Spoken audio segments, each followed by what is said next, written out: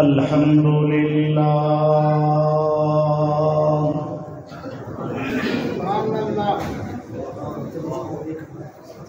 الحمد لله نحمده ونستعينه ونستغفره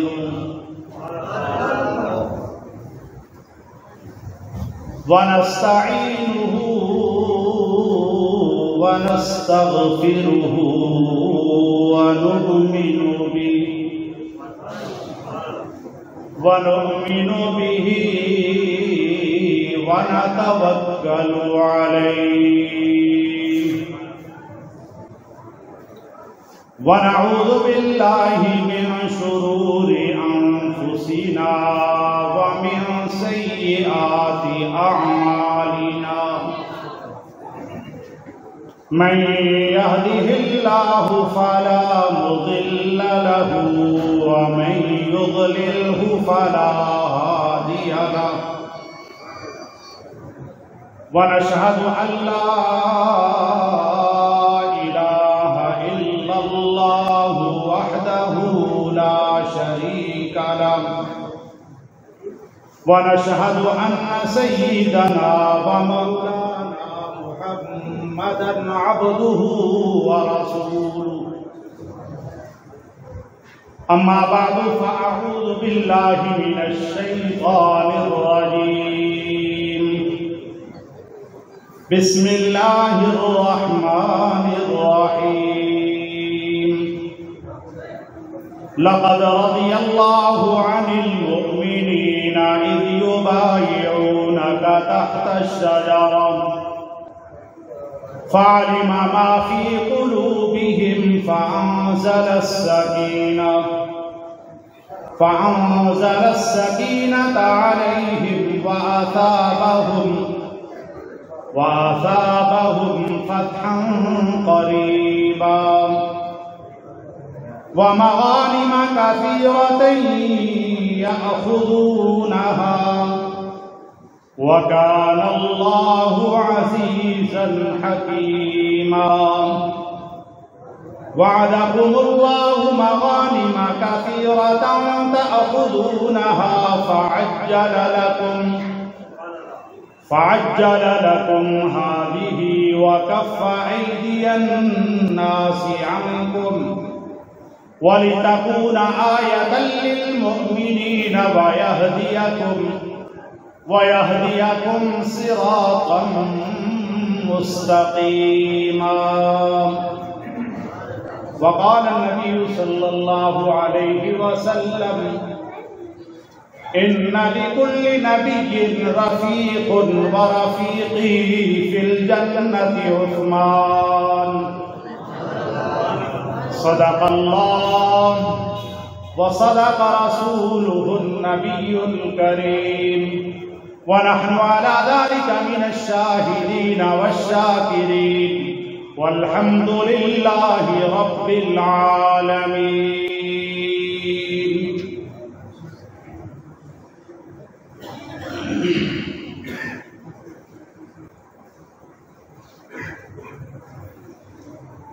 میرے نہایت ہی معزز علماء کرام،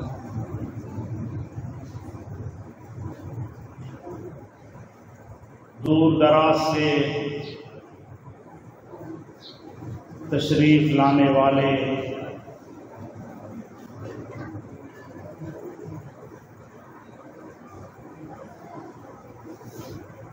میرے بزرگوں، بھائیوں اور عزیز ساتھیوں،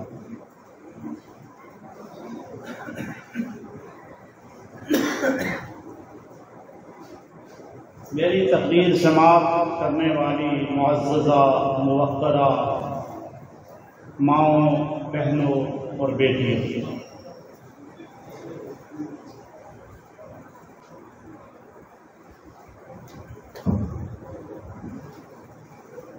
میں نے قرآن کریم میں سے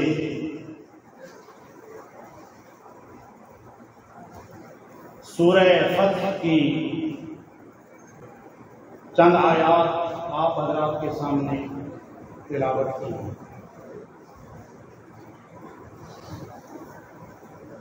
رسول اللہ صلی اللہ علیہ وسلم کی ایک حدیث بھی آپ کے سامنے پڑی ہے۔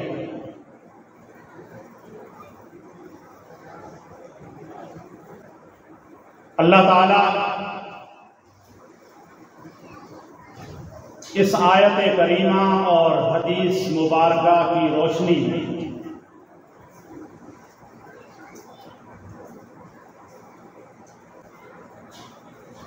مجھے گفتگو کرنے کی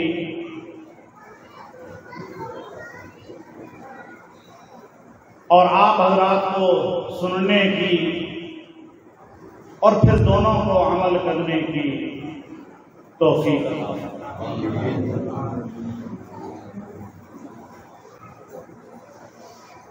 آپ کا یہ پروگرام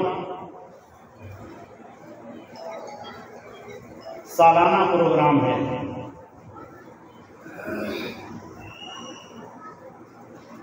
جس کا عنوان سنی کانفرنس ہے۔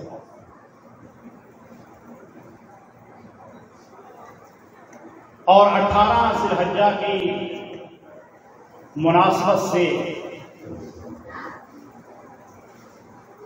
یہ جلسہ انعقاد پذیر ہے۔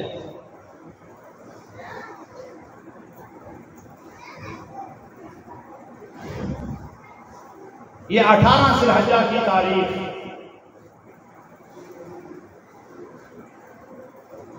وہ تاریخ ہے کہ جس میں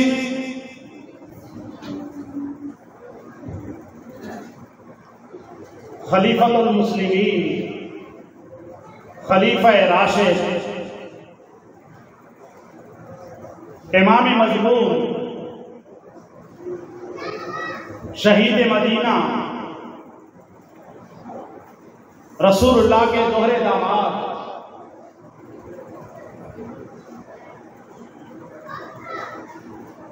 سیدنا عثمان بن عفان رضی اللہ تعالیٰ عنہ کی شان۔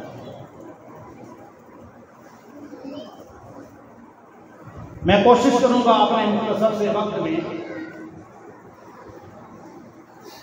حضرت عثمان کی عظمت اور فضیلت کے حوالے سے چند باتیں آپ کے گوشے گزار کر سکوں۔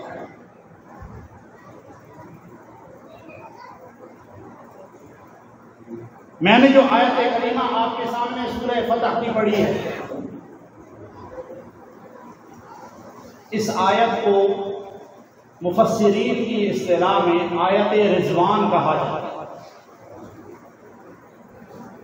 اور یہ آیت رضوان نازل ہوئی ہے اصحاب حدیبیہ کے بارے میں۔ حدیبیہ ایک جگہ کا نام ہے۔ جو صحابہ حدیبیہ میں جمع ہوئے تھے، یہ آیت رضوان ان حدیبیہ میں جمع ہونے والے صحابہ سے متعلق ہے۔ وہ صحابہ حدیبیہ میں کیسے جمع ہوئے، اس کا سبب کیا ہوا؟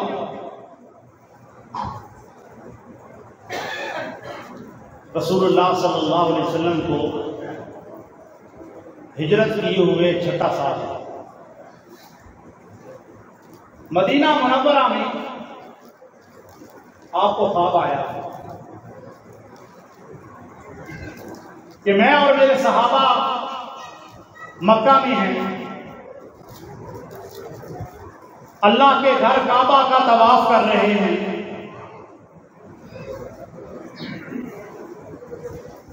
عمرے سے فارغ ہونے کے بعد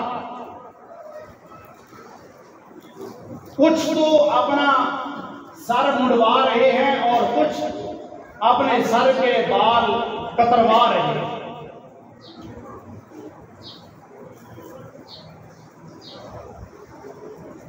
آپ نے جب یہ خواب صحابہ کے سامنے بیان کیا، انہیں مکہ سے کعبۃ اللہ سے جدا ہوئے 6 سال ہو چکے۔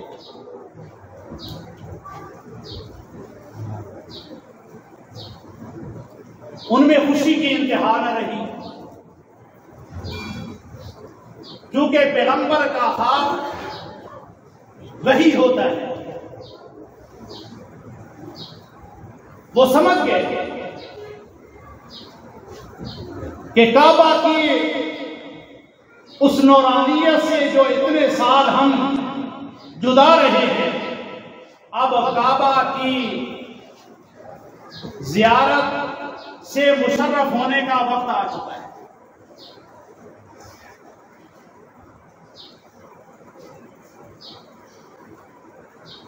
رسول اللہ صلی اللہ علیہ وسلم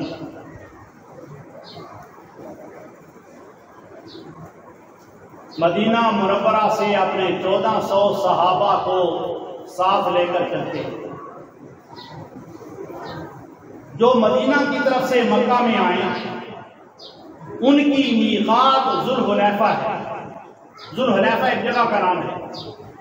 آج بڑی عظیم الشان وہاں مسجد موجود ہے۔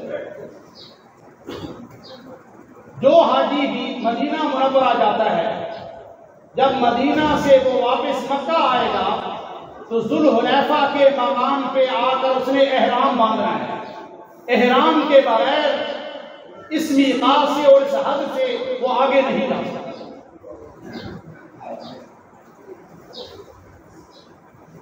آپ نے اپنے 1400 صحابہ کرام کے ساتھ اس ذوالحلیفہ مقام پر حج کا احرام باندھا۔ احرام کے لباس کو زیب تن کیے ہوئے قدوسیوں کی یہ جماعت جب حدیبیہ کے مقام پر پہنچی تو کفار مکہ نے رسول اللہ اور آپ کی صحابہ کی اس جماعت کے ساتھ مزاحمت کی کہ آپ آگے نہیں جا سکتے۔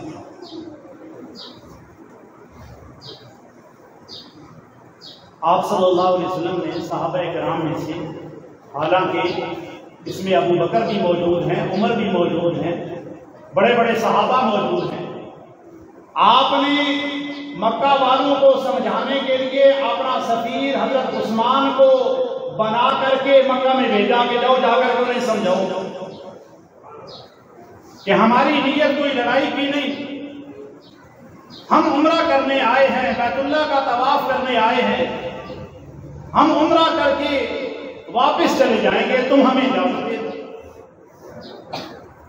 لیکن برا ہو ضد اور شرارت کا حضرت عثمان کی وہ سفارت بھی کام نہ آئی۔ مکہ والوں نے رسول اللہ صلی اللہ علیہ وسلم کی اس بات کو منظور نہ کیا۔ حضرت عثمان کو جب رسول اللہ نے اس حدیبیہ کے مقام سے مذاکرات کے لیے روانہ کیا، ایک صحابی ان کے روانہ ہونے کے بعد کہنے لگے کہ عثمان کی قسمت بڑی اچھی ہے، عثمان تو مکہ چلے گئے، وہاں اللہ کا گھر ہے، عثمان طواف کر لیں گے، پتہ نہیں ہمیں اجازت ملتی ہے یا نہیں ملتی۔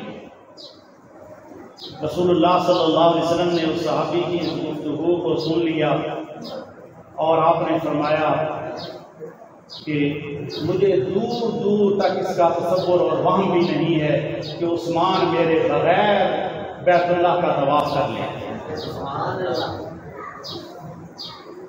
عثمان میرے بغیر کعبۃ اللہ کا طواف نہیں کرے گا۔ رسول اللہ کا یہ اعتماد حضرت عثمان ذو النورین رضی اللہ تعالی عنہ پر جیسا آپ نے فرمایا ویسے ہی یہ اعتماد ظاہر بھی ہوا کہ حضرت عثمان مکہ میں بیٹھ کر جب مکہ کے سردار ابو سفیان سے مذاکرات کر رہے ہیں تو دوران مذاکرات ابو سفیان نے عثمان ذو النورین سے یہ کہا کہ عثمان اگر تم بیت اللہ کا طواف کرنا چاہتے ہو تمہیں تو اجازت ہے، لیکن یہ ناممکن ہے کہ ہم تمہارے نبی کو بیت اللہ کا طواف کرنے۔ وہ اپنے 1400 صحابہ کے ساتھ بیت اللہ میں آئیں اور اپنی شان و شوکت کا اظہار کریں، ہمیں یہ برداشت نہیں ہے، ہم انہیں اجازت نہیں دیں گے، تم کرنا چاہتی ہو تو کرو۔ حضرت عثمان رضی اللہ عنہ مکہ کے سردار ابو سفیان کے جواب میں یہ کہنے لگے کہ میں اپنے نبی کے بغیر اللہ کے گھر کا طواف نہیں کر سکتا۔ اب دیکھیں جیسے حضور کا اعتماد ہے عثمان پر، حضرت عثمان اس اعتماد پر پورے اترے اور آپ نے حضور کے بغیر عمرہ اور بیت اللہ کا طواف نہیں کیا۔ حضرت عثمان نے جب ابو سفیان کو یہ جواب دیا نا تو ابو سفیان غصے ہو گیا اور حضرت عثمان کے ساتھ 10 لوگ اور بھی گئے تھے مذاکرات کرنے کے لیے، سب کو قید کر دیا۔ یہ جو آیات میں نے آپ کے سامنے پڑھی ہیں یہ واقعہ آپ کے سامنے اس لیے بیان کر رہا ہوں تاکہ اس کا پس منظر آپ کی سمجھ میں آ سکے۔ اس نے قید کر دیا۔ ادھر حدیبیہ کے مقام پر رسول اللہ کو اطلاع ملی اور غلط اطلاع ملی کہ عثمان کو ان کے ساتھیوں سمیت مکہ میں شہید کر دیا گیا۔ رسول اللہ صلی اللہ علیہ وسلم حدیبیہ کے میدان میں جس جگہ بیٹھے تھے آپ وہاں سے اٹھے اور ایک درخت کے سائے میں آئے اور جتنے صحابہ 1400 آپ کے ساتھ وہاں موجود تھے، آپ نے ان سے حضرت عثمان کے خون کا انتقام لینے کے لیے موت کی بیعت کی۔ رسول اللہ نے اپنے صحابہ سے کہ جب تک ہم عثمان کے خون کا بدلہ ان کفار سے نہ لے لیں گے واپس مدینہ نہیں جائیں گے۔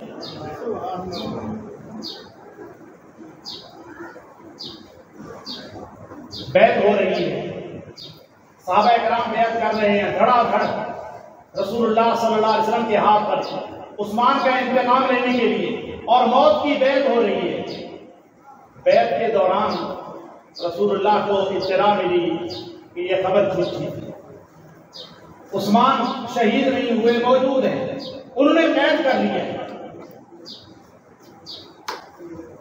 اور پھر آگے دیکھیں آپ، حضور صلی اللہ علیہ وسلم نے عثمان کو اس بیعت میں شامل کرنے کے لیے فرمایا لوگوں دیکھو یہ دونوں ہاتھ میرے، یہ دایاں ہاتھ سمجھ لو کہ عثمان کا ہے اور یہ بایاں ہاتھ میرا ہے۔ میں عثمان سے بھی اپنے ہاتھ پر بیعت لے رہا ہوں کہ جب تک ہم ان کا بدلہ نہیں لیں گے واپس نہیں جائیں گے۔ اس بیعت کی فضیلت میں حضرت عثمان کو شامل کرنے کے لیے حضور صلی اللہ علیہ وسلم نے اپنا ہاتھ، دایاں ہاتھ حضرت عثمان کا ہاتھ بڑھایا۔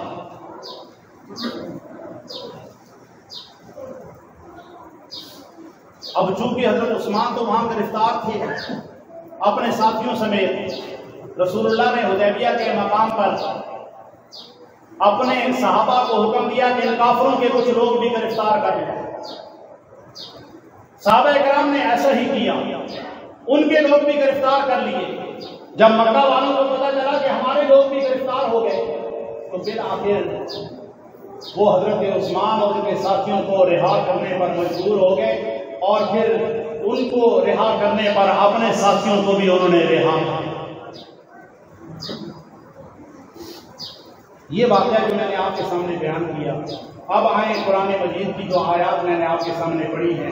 اللہ تعالیٰ فرماتے ہیں لقد رضی اللہ عن المؤمنین اذ یبایعونک تحت الشجرۃ۔ یہ بیعت کس کے لیے ہوئی؟ یہ بیعت جو یہاں حدیبیہ کے مقام پر ہوئی تھی کس کے لیے ہوئی؟ حضرت عثمان کے لیے۔ سارے صحابہ نے بیعت کی، یہ سب کچھ حضرت عثمان کے لیے ہوا۔ تو اس بیعت میں سب سے زیادہ فضیلت اس موقع پر صحابہ کرام میں جس شخصیت کی ثابت ہوتی ہے وہ حضرت عثمان رضی اللہ عنہ۔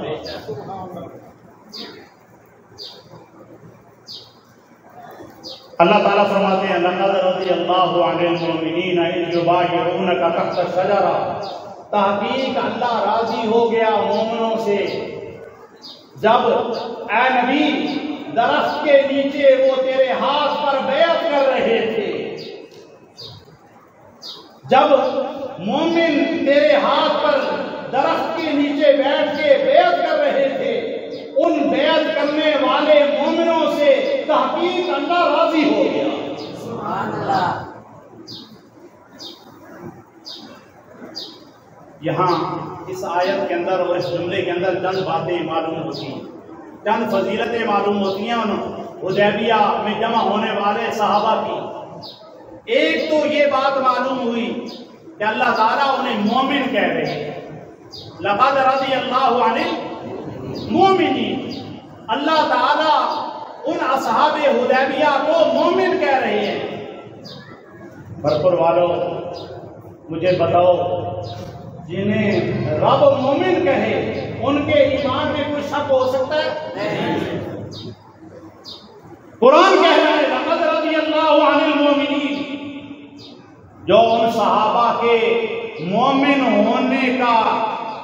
ہونے میں شک کرے وہ گویا قرآن کا منکر ہے۔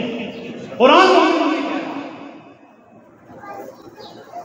اور دوسری بات جو اس آیت سے معلوم ہوئی، اللہ تعالیٰ نے اس آیت میں حدیبیہ میں جمع ہونے والے صحابہ کے لیے اپنی رضا کا اعلان کیا ہے کہ میں ان سے راضی ہو گیا۔ اور یاد رکھو، جن سے اللہ راضی ہو جائے ان کا خاتمہ ایمان پر یقینی ہے، ان کے ایمان پر خاتمے میں کوئی شک نہیں۔ جن کی رضا کا اعلان اللہ کر دے گے میں ان سے راضی ہو گیا، اس لیے کہ اللہ عالم الغیب والشہادہ ہے، وہ عالم الغیب ہے۔ وہ جب کسی سے راضی ہونے کا اعلان کرتا ہے تو اللہ تعالیٰ جب ان کے لیے اپنی رضا کا اعلان کرے گا، اس کا مطلب یہ ہے کہ پھر مرتے دم تک ان سے اللہ کی مرضی کے خلاف کوئی کام نہیں ہو سکتا۔ وہ ساری زندگی اللہ کے احکامات کی اطاعت اور فرمانبرداری میں گزاریں گے۔ میں اور آپ اگر کسی سے راضی ہو جائیں، اس نے کوئی کام کیا ہو، کوئی بات کی ہو، ہم اگر اس پر خوش ہو گئے، ہم کہیں کہ میں کسی سے راضی ہو گیا، کوئی پتہ نہیں ہم 2 دن 4 دن بعد اس آدمی سے ناراض ہو جائیں۔ کیوں ناراض ہو جاتے ہیں ہم؟ اس لیے کہ ہمیں غیب کا علم نہیں، ہمیں نہیں پتا۔ لیکن اللہ تعالیٰ جن سے اپنی رضا کا اعلان کرتا ہے تو اللہ تعالیٰ عالم الغیب ہے، ان سے اللہ کی رضا اور مرضی کے خلاف مرتے دم تک کوئی بھی کام اللہ کی مرضی کے خلاف نہیں ہو سکتا۔ وگرنہ اگر ان سے اللہ کی مرضی کے خلاف، اس طرح شیعہ کہتا ہے کہ ان صحابہ نے اس وقت جو بیعت کی تھی اللہ اس وقت ان سے راضی ہو گئے تھے، لیکن پیغمبر کی وفات کے بعد انہوں نے اللہ کے احکامات کی صحابہ نے خلاف ورزی شروع کر دی تھی۔ اس سے تو اللہ تعالیٰ کے عالم الغیب ہونے کا انکار لازم آتا ہے کہ اللہ عالم الغیب نہیں ہے۔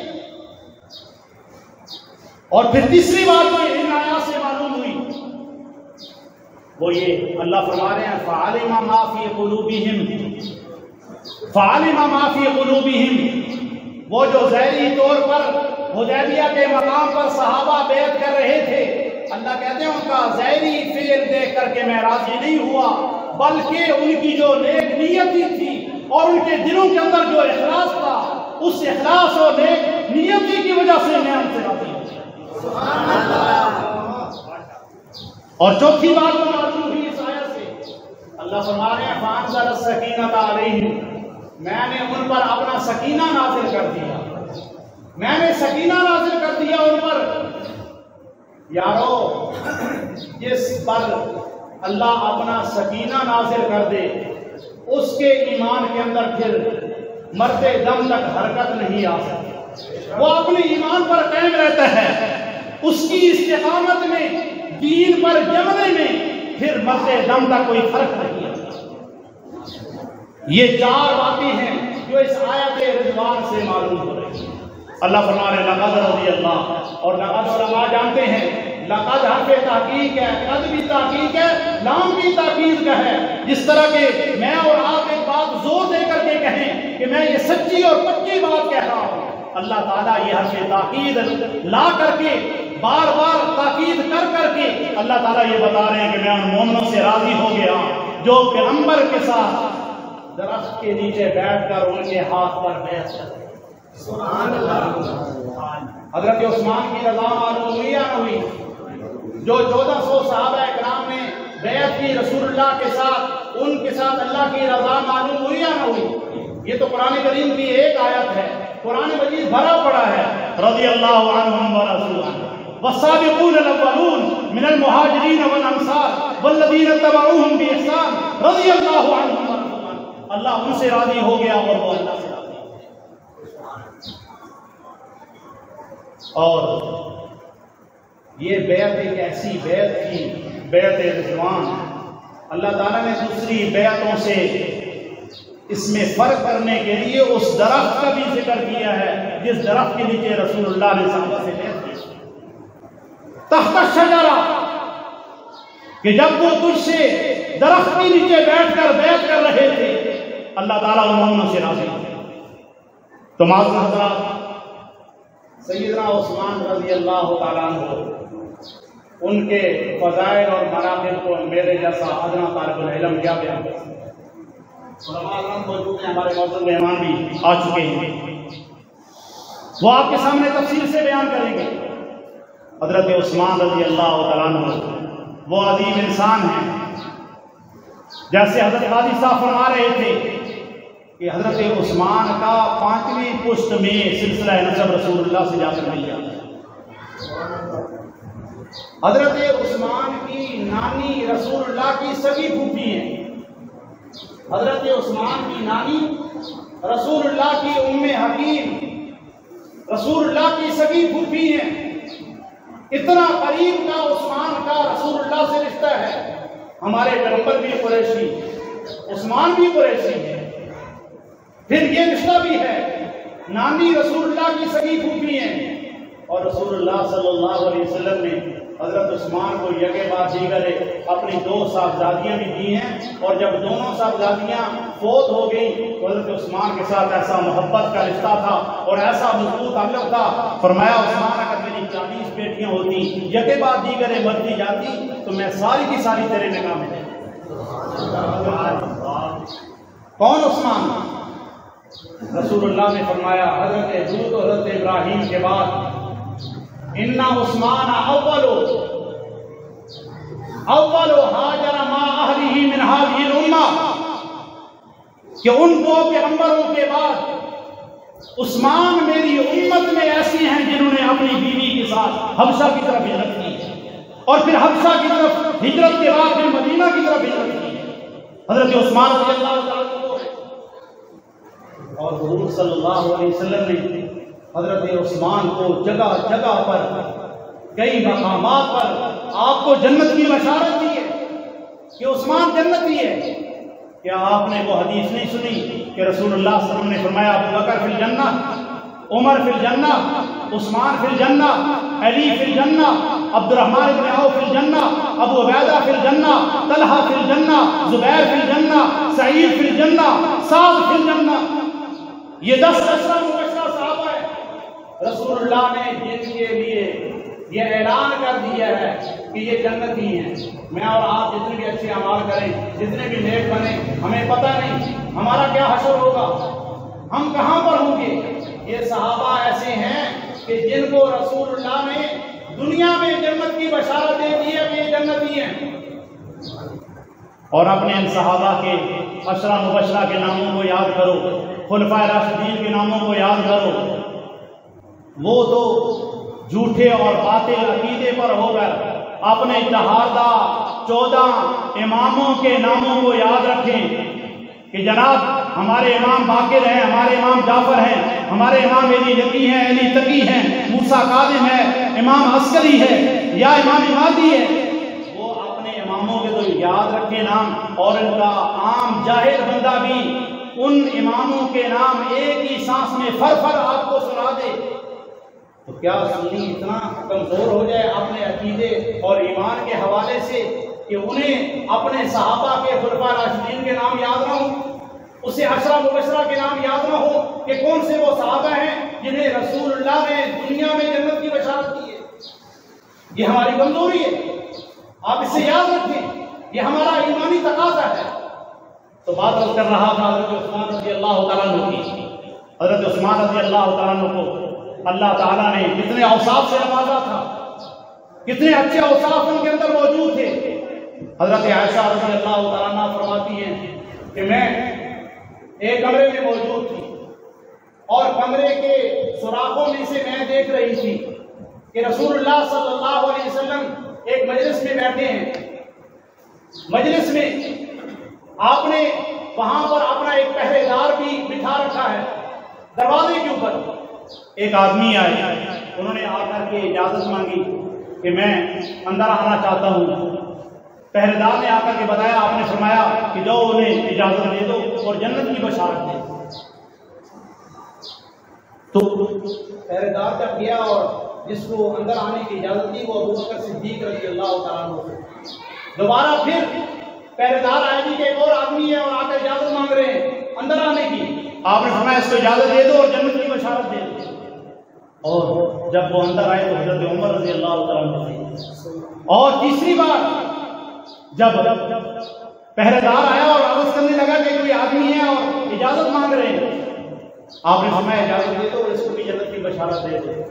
تو احادیث کے اندر موجود ہے کہ حضرت عثمان رضی اللہ تعالیٰ عنہ، تو آپ صلی اللہ علیہ وسلم نے جگہ جگہ پر ان حضرات کے جنتی ہونے کی بشارت دی ہے، اور اللہ تعالیٰ نے حضرت عثمان رضی اللہ تعالیٰ عنہ کو وہ حیا والا وصف عطا فرمایا تھا۔ حیا تو ہر صحابی کے اندر موجود ہے، حیا میرے اور آپ کے اندر بھی موجود ہے، چاہے اس کی سطح جتنی ہو، لیکن حضرت عثمان رضی اللہ تعالیٰ عنہ کو اللہ تعالیٰ نے وہ وصف حیا کا عطا فرمایا تھا کہ روایات میں آتا ہے حضرت عثمان نے بغیر ضرورت کے ساری زندگی اپنا سطر نہیں کھولا، بغیر ضرورت کے اپنا سطر نہیں کھولا۔ اور یہ بھی آتا ہے کہ اپنے گھر میں رات کی تاریکی کے اندر بھی آپ اپنا سطر نہیں کھولتے تھے۔ اس تاریکی میں اور گھر کے اندر مجھے اگرچہ اور کوئی دیکھنے والا تو نہیں ہے، لیکن میرا اللہ تو مجھے دیکھ رہا ہے، میرا اللہ تو مجھے دیکھ رہا ہے۔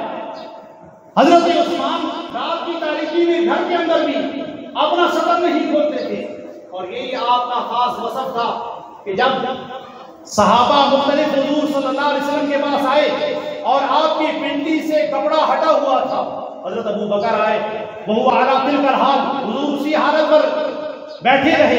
حضرت عمر آئے، آپ اسی حالت پر بیٹھے رہے کہ آپ کا کپڑا آپ کی پنڈی سے ہٹا ہوا تھا۔ اور صحابہ آئے تو آپ اسی حالت پر بیٹھے رہے، آپ کا کپڑا آپ کی پنڈی سے ہٹا ہوا تھا۔ لیکن جب حضرت عثمان رضی اللہ تعالیٰ عنہ آئے اور دربار نے آ کر کے بتایا کہ عثمان آئے ہیں، آپ صلی اللہ علیہ وسلم سیدھے ہو گئے اور سیدھے ہو کر کے اپنی پنڈی کو ڈھانپا اور کپڑے کو سیدھا کیا، فرمایا کہ اب عثمان کو اجازت دو کہ وہ اندر آ جائے۔ حضرت عائشہ رضی اللہ تعالیٰ عنہ فرماتی ہیں جب مجلس برخاست ہوگی تو میں نے رسول اللہ سے پوچھا کہ یا رسول اللہ، میرے ابا ابو بکر آئے، عمر آئے اور علی آئے، بڑے بڑے صحابہ آئے، آپ کی مجلس کے اندر آپ اپنی اسی حالت پر رہے اور آپ کی پنڈی ننگی رہی، جب عثمان آئے تو آپ نے ان کو اجازت دینے سے پہلے اپنی پنڈی پر کپڑا درست کیا، ڈھانپا، سیدھے ہوئے اور پھر آپ نے عثمان کو اندر آنے کی اجازت دی۔ یہ فرق صحابہ کے درمیان میں کیوں ہے؟ حضرت عثمان کے متعلق آپ نے ایسا کیوں کیا؟ رسول اللہ صلی اللہ علیہ وسلم نے فرمایا، حدیث کے اندر موجود ہے، فرمایا الا استحیی من رجل تستحیی منہ الملائکہ، کیا میں اس عثمان سے حیا نہ کروں جس سے آسمان کے فرشتے بھی حیا کریں؟ کیا میں اس عثمان سے حیا نہ کروں جس سے آسمان کے فرشتے بھی حیا کرتے ہیں؟ اللہ تعالیٰ نے اتنا بڑا مقام اور اتنا حیا اور اتنا بڑا وصف اور اتنی بڑی فضیلت حضرت عثمان رضی اللہ عنہ کو عطا فرمائی۔ آج 18 ذی الحجہ کا دن ہے، آپ تو حضرت عثمان کی شہادت سے یہ پروگرام کر رہے ہیں اور حضرت عثمان سے اپنی محبت کا، اپنی عقیدت کا ثبوت دے رہے ہیں۔ آپ جانتے ہیں کہ آج کے دن آپ کا مخالف جشن عید غدیر بھی مناتا ہے، آپ کو معلوم ہے کہ وہ جشن عید غدیر مناتا ہے اور جشن عید غدیر نام دیتا ہے کہ رسول اللہ نے اس پانی کے کنویں پہ آ کر علی کی خلافت کا اعلان کیا تھا کہ میرے بعد علی خلیفہ ہیں۔ میں پوچھ سکتا ہوں کہ رسول اللہ تو حج کر کے مکہ مکرمہ سے واپس آ رہے تھے، علی کی خلافت کا اگر اعلان کرنا ہی تھا تو علی کی خلافت کے لیے موضوع اور مناسب وہ عرفات کا میدان تھا کہ جہاں پر خطبہ دیا جاتا ہے اور سارے لوگ وہاں پر موجود تھے، وہاں پر علی کی خلافت کا اعلان کرنا موضوع اور مناسب تھا، یا مدینہ میں مکہ سے آتے ہوئے رستے میں اس کنویں پر کھڑے ہو کر کے حضرت علی کی خلافت کا آپ نے اعلان کیا؟ اور جس کو کہتے ہیں کہ علی کی خلافت کا اعلان کیا، وہ حدیث جو پیش کرتے ہیں من کنت مولا فعلی مولا، علماء جانتے ہیں کہ مولا کے عربی کے اندر 27 معنی ہیں۔ آپ نے علی کی خلافت کا اعلان کرنا ہوتا تو آپ واضح الفاظ میں کہہ دیتے کہ میرے بعد خلیفہ میرا علی ہے، میرے بعد میرا جانشین علی ہے، لیکن آپ جو خلافت کا اعلان کرتے ہیں وہ بھی مبہم لفظ کے ساتھ مولا کا لفظ بول کر، جس کے معنی دوست بھی ہیں، جس کے معنی معاون بھی ہیں، اور جس کے معنی مددگار بھی ہیں، اور جس کے معنی کئی سارے ہیں، 27 معنی ہیں اس کی عربی کے اندر۔ تو شیعہ اور آپ کا مخالف آج عید غدیر مناتا ہے اور نام دیتا ہے کہ علی کی خلافت کا اعلان ہوا، لیکن یہ زہری لیبل ہے علی کی خلافت کا۔ در حقیقت یہ حضرت عثمان کی شہادت کا جشن ہے، یہ در حقیقت حضرت عثمان کی شہادت پر جشن ہے، خوشی ہے۔ وہ خوشی کا اظہار کرتے ہیں کہ عثمان آج کے دن شہید ہو گئے، آج کے دن دنیا سے چلے گئے، یہ اس پر جشن ہے۔ اور ان دشمنان صحابہ کا صرف حضرت عثمان کی شہادت پر ہی ایسی بات نہیں۔ رجب کا جب مہینہ آتا ہے 22 رجب کو یہ لوگ کنڈے بناتے ہیں، آپ کے یہاں علاقے میں نہ ہو، ہم اسلام آباد میں رہتے ہیں، وہاں دیکھتے ہیں حلوہ پوڑی اور کنڈے تقسیم کیے جاتے ہیں۔ اور 22 رجب کو آپ جانتے ہیں کہ کس کی وفات ہے؟ کاتب وحی، امیر قبرص و شام، فاتح عرب و عجم، مسلمانوں کے ماموں، امام تدبر و سیاست، حضرت معاویہ ابن ابی سفیان کا یوم وفات ہے۔ رافضی اس دن کنڈے تقسیم کرتا ہے، حضرت معاویہ کی وفات پر خوشی کا اظہار کرتا ہے۔ آپ حضرات جانتے ہیں کہ حضرت عمر کو فجر کی نماز میں مصلی رسول پر شہید کس نے کیا تھا؟ وہ ابو لولو فیروز مجوسی تھا، آتش پرست ایران کا وہ مجوسی ابو لولو فیروز، اور اس نے حضرت عمر پر خنجروں کے پے در پے وار کیے۔ حضرت عمر گر گئے، آپ کی آنکھیں پیٹ سے باہر نکل آئیں۔ آپ نماز پڑھا رہے تھے، عبد الرحمن بن عوف پیچھے کھڑے تھے، انہوں نے آگے بڑھ کر نماز کو مکمل کیا، اور صحابہ کرام کی صفوں سے جب اس مجوسی کو بھاگنے کی جگہ نہ ملی تو اس نے وہی خنجر اپنے آپ کو مار کر کے یہ واصل جہنم ہو گیا۔ وہ ابو لولو فیروز مجوسی، رافضی اس کو نام دیتا ہے بابا شجاع۔ بابا شجاع، شجاع سے ہے، شجاع کے معنی ہیں بہادری کے۔ وہ آج بھی ایران کے اندر اس کا نشان موجود ہے، اس کا عرس مناتے ہیں اور اس کو بابا شجاع کے نام سے یاد کرتے ہیں۔ عثمان تو اسلام کا دروازہ ہے، حضرت عمر تو اسلام کا دروازہ تھے۔ حضرت عمر تو وہ تھے جن کے متعلق رسول اللہ نے فرمایا لو کان بعدی نبی لکان عمر، کہ اگر میرے بعد نبی ہوتا تو عمر ہوتا۔ آپ نے فرمایا ان اللہ جعل الحق علی لسان عمر، اللہ نے حق کو عمر کی زبان پر جاری کر دیا ہے۔ عمر اسلام کا دروازہ تھا، اس بے ایمان نے اس دروازے کو، اسلام کے دروازے کو ہٹایا اور اسلام کا بہت بڑا نقصان کیا۔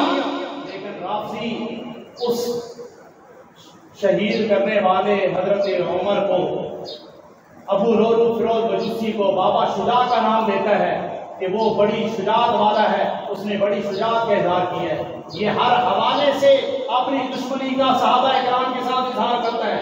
حضرت معاویہ کی وفات پر کنڈے بنا کر حضرت عمر کو شہید کرنے والے ابو لولو فیروز مجوسی کو بابا شجاع کا نام دے کر اس کا عرس کر کے اس اسی طرح حضرت عثمان رضی اللہ تعالیٰ عنہ کی شہادت پر بھی جشن عید غدیر منا کر کے یہ خوشی کا اظہار کرتا ہے۔ مسلمانوں، تمہیں بیدار رہنا چاہیے، متنبہ رہنا چاہیے، دشمن کی چالوں کو سمجھنا چاہیے کہ وہ صحابہ جو دین کی اساس اور بنیاد ہیں، جن پر دین کی عمارت قائم ہے، ان صحابہ کو ان کے وفات پر، ان کی شہادتوں پر یہ خوشی کا اظہار کرنے والے اور دین کی عمارت اور اس بنیاد کو ہٹانے والا یہی گروہ ہے کہ یہ دین اسلام، صحابہ اگر ہٹ گئے تو دین اسلام کی یہ عمارت کمزور پڑ جائے گی۔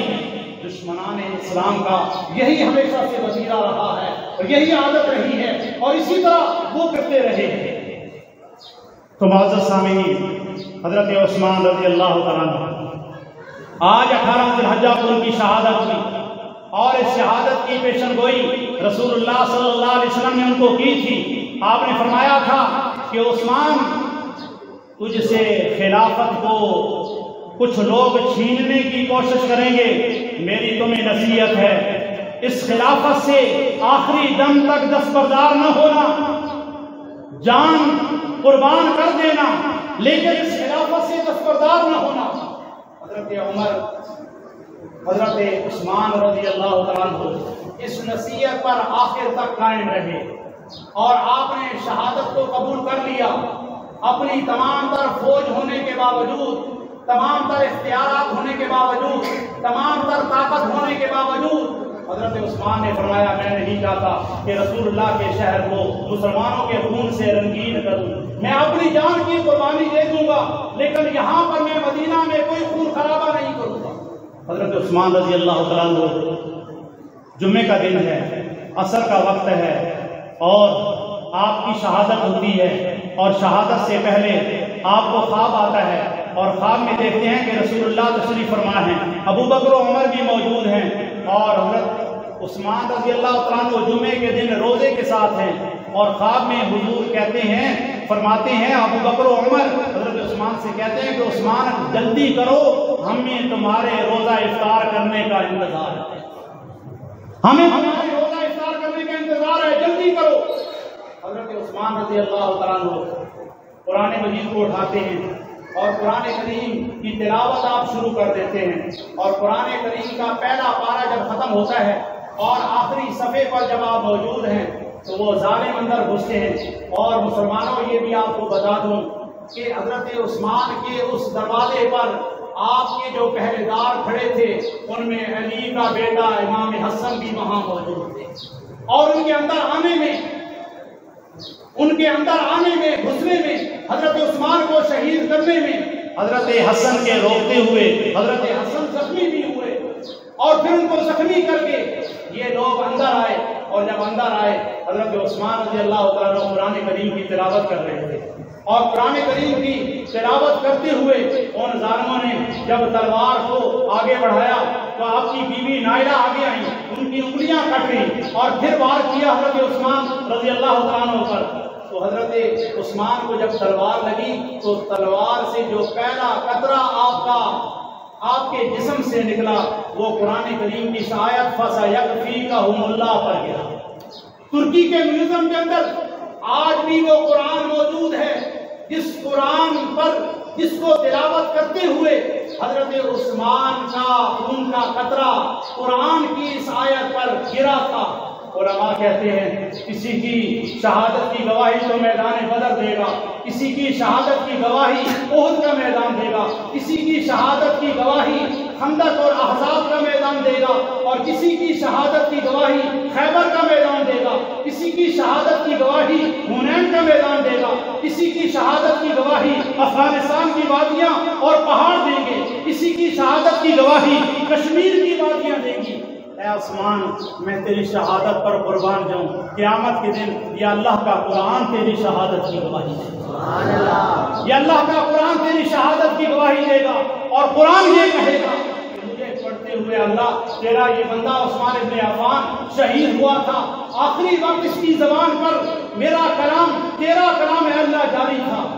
تو ظالموں نے، اور وہ یہودی تھے، وہ ابن سبا یہودی کی ذریت تھی، حضرت عثمان بڑے بردبار تھے، بڑے حلیم تھے، بڑے نرم دل والے تھے، حضرت عمر تو بڑے سخت تھے، اشداء علی الکفار کی وہ عملی تصویر تھے۔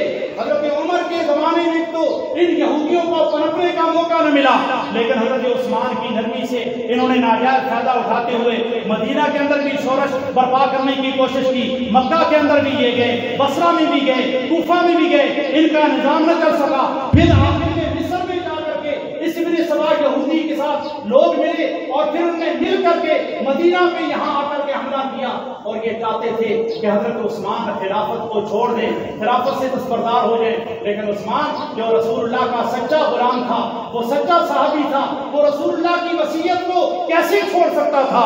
حضرت عثمان نے ان سے یہ کہا میں اپنی جان کی قربانی دے سکتا ہوں، لیکن میں خلافت کی یہ قمیص جو میں نے پہنی ہے اور رسول اللہ نے جس کے متعلق پیشن گوئی کی تھی، میں اس خلافت سے کبھی بھی دستبردار نہیں ہوں گا۔ حضرت عثمان ان یہودیوں کے مقابلے میں ڈٹ گئے، اپنی جان قربان کر دی، لیکن آپ خلافت سے دستبردار نہ ہوئے۔ اس لیے میں کہتا ہوں شاہ است غنی، بادشاہ است غنی، دین است غنی، دین پناہ است غنی، سرداد نداد دست در دست یہود، سرداد نداد دست در دست یہود، حقہ کے نشانے لا الہ ہست غنی۔